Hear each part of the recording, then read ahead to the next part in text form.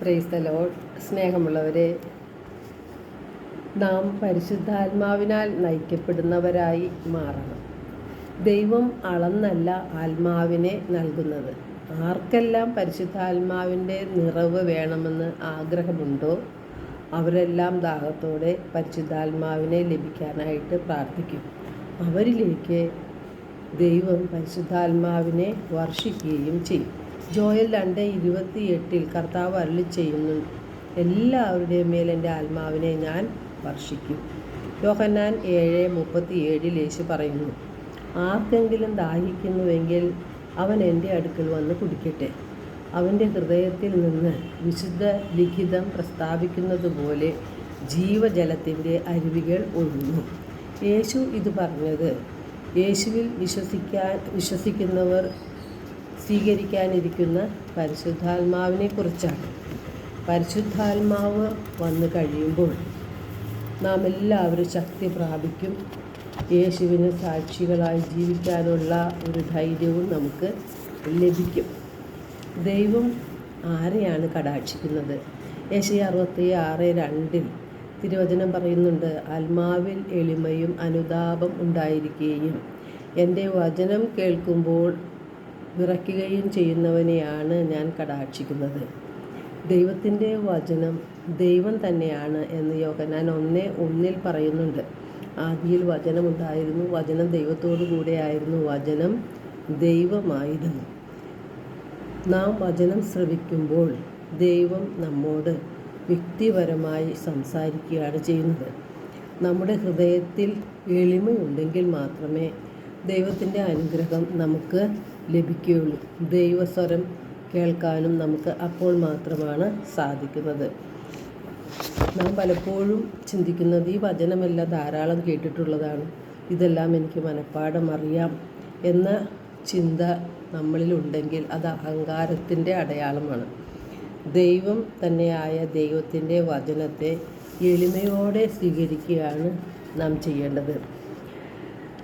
അല്ലെങ്കിൽ നമ്മുടെ ചിന്ത അഹങ്കാരത്തിൻ്റേതാണെങ്കിൽ അതെല്ലാം നമ്മെ നശിപ്പിക്കുകയും ചെയ്യും.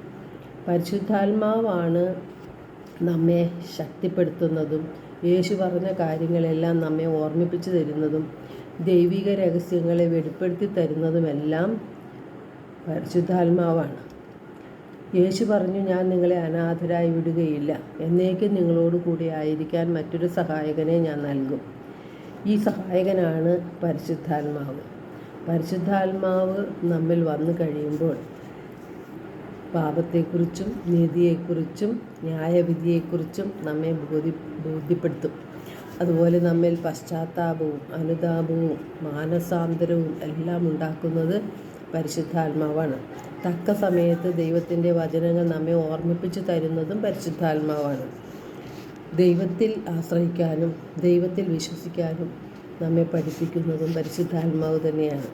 നമുക്ക് രോഗങ്ങൾ വന്നാലും സാമ്പത്തിക ബുദ്ധിമുട്ടുണ്ടായാലും വലിയ വലിയ പ്രതിസന്ധികൾ നമ്മുടെ ജീവിതത്തിൽ വന്നാലും അവയെല്ലാം ദൈവത്തിന് സമർപ്പിച്ചുകൊണ്ട് ദൈവത്തിൽ ആശ്രയിച്ചുകൊണ്ട് ജീവിക്കാൻ പരിശുദ്ധാത്മാവ് നമ്മെ ഓർമ്മപ്പെടുത്തും. അപ്പോൾ നമ്മുടെ ആകുലതകളും ഉത്കണ്ഠകളും ദൈവം ഏറ്റെടുക്കുകയും നമ്മുടെ ഉത്കണ്ഠകളെല്ലാം മാറി സമാധാനവും സന്തോഷവും നമുക്ക് ലഭിക്കുകയും ചെയ്യും. മത്തായിയുടെ സുവിശേഷം 11:28 യേശു പറഞ്ഞു, അധ്വാനിക്കുന്നവരും ഭാരം വഹിക്കുന്നവരുമായ നിങ്ങളെല്ലാവരും എൻ്റെ അടുക്കൽ വരുവിൻ, ഞാൻ നിങ്ങളെ ആശ്വസിപ്പിക്കാം എന്ന്.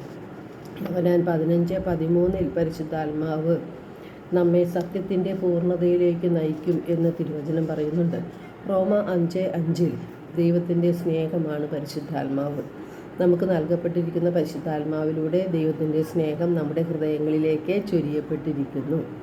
യേശുവിൻ്റെ വചനം അനുസരിച്ച് ജീവിക്കുവാൻ നമ്മെ ശക്തിപ്പെടുത്തുന്നത് പരിശുദ്ധാത്മാവാണ്.